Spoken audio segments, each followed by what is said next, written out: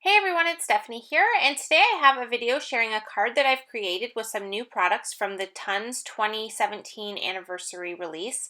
This is a really great release with this stamp set in particular. This is my favorite from the release. This goes to the City Girls collection, and this one is called Park Life, and it has these awesome images of these different women and men and that teeny tiny coffee that I showed you there. And this one is really fun because it has two girl images that can sit on the bench, and I really wanted to use these in a card design. So I'm just going ahead and stamping out these two girl images with Tuxedo Memento black ink, and that's because I'm going to be using some Copic markers to color them, so I don't want the ink to bleed. And because these are new stamps, I'm just stamping them twice to kind of have an option of which one stamped better, and then I'm going to go ahead and do some coloring. Now I zoomed in here because these are very teeny tiny little images, which I just love. They're just so different, and I just love the different looks that you can get with them. And so we're not going to do a lot of shading with the markers because there isn't really a lot of area to do shading. So I'm just taking my marker colors and just adding one layer of color for each of the areas that I'm coloring. And I'm just kind of making them match a little bit just because I want, the scene to kind of look cohesive.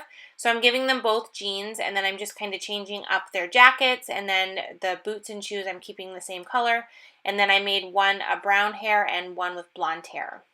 Now I'm going to use my scissors and cut these out so you can kind of see in relation to my big hand there that these are very teeny tiny. So I'm just taking my time with my smallest pair of scissors, and I'm just going around the images and cutting them completely out. So now you can see I have them all done, and I took a black pen around the edges just to kind of cover up the white core of the cardstock, and it just really makes the images look finished. So now that I have those done, I want to create my little background scene. So I knew going into this that I wanted to kind of create a little watercolor area with the bench in the middle. So I'm going to stamp the bench on a piece of watercolor paper. This is 4 1/4 by 5.5 inches. And I'm using VersaFine Onyx Black ink to do this stamping because I want to heat emboss this. And I really like to heat emboss by adding black ink to the cardstock, preferably the VersaFine, and then adding clear embossing powder over top. And that just gives you a really nice image, and it's shiny and raised, but you don't get the mess of the black embossing powder when you do this. So I went ahead and heat set that, and now I have my bench image all ready to go, and I can do some watercoloring over top of it. So for the watercoloring, I am using Distress Inks, and I'm just using my little craft mat here. I have a bunch of different craft mats, and I bought one specifically to cut down into smaller pieces so that I could just kind of have a little piece in my work area when I'm working. So that's what this is here, and I just have a jar there with water and a paintbrush, and I'm just going to go ahead and add the ground area first. So I picked two colors. I have Mowed Lawn and Twisted Citron, and I laid down the lighter color first and kind of let that kind of go in a little area under the bench. And then I took the darker Mowed Lawn and I kind of added that in little areas on top to give it a little bit of texture. Now I kind of jumped there. I had the camera shut off and I let that completely dry. And now I'm back to do the sky area. So I'm using Tumbled Glass and Broken China, and I'm doing pretty much the same thing here. I'm taking the lightest color first and kind of laying down an initial wash for the sky area.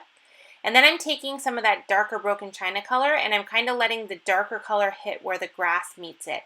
And this just kind of helps to kind of show some shadows and stuff under the bench, and it just kind of really makes this come to life. And then once I have the bottom area done, I took some of that darker color like I did with the green, and I kind of just added it in little spots here and there in the top of the sky area just to give it some dimension and texture looking with the variation in the color. So I set that aside and I let it completely air dry, and now I'm left with this awesome little watercolor scene in behind this bench, and it's just kind of concentrated right around the bench. This is one of those cards where I had the idea in my head, and when I actually put it down onto the paper, it turned out 10 times better than the idea in my head was. So I was so excited to finish this card. I really love it. It's just one of those cards where for some reason there's something about it that I just love how everything came together. I really love the artsy look to it. I just think it's so fun, and I think it really helps to emphasize those little tiny images and make them center stage on the card.